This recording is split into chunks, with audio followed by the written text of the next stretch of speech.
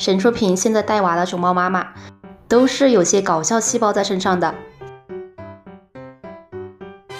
之前蕊蕊从木桩上面掉下来的时候，两个仔仔也是溜得贼快。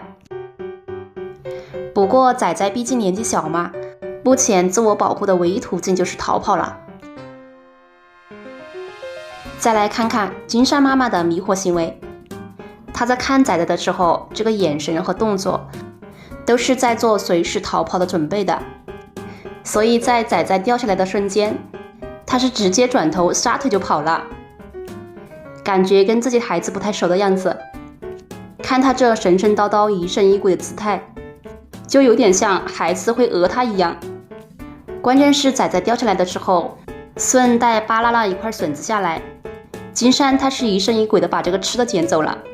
跟自己孩子好像还是不太熟的样子，吃了东西转头又走开了。金山的这一通操作就跟网上现在流行的一个词语就是偷感很重，所以金山的仔仔应该是非常独立自强的。这时贤贤仔和他的蕊蕊干妈，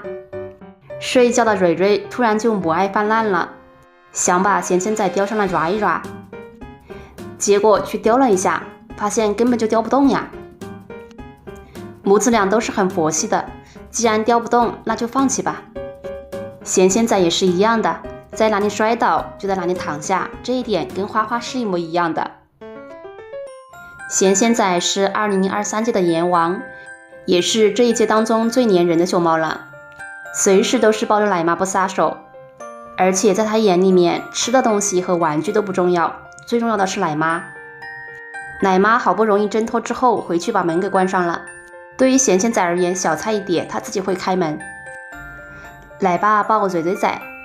真的很像爸爸抱女儿，而且一抱上去，整个熊跟吃了软骨散一样，特别的软萌可爱。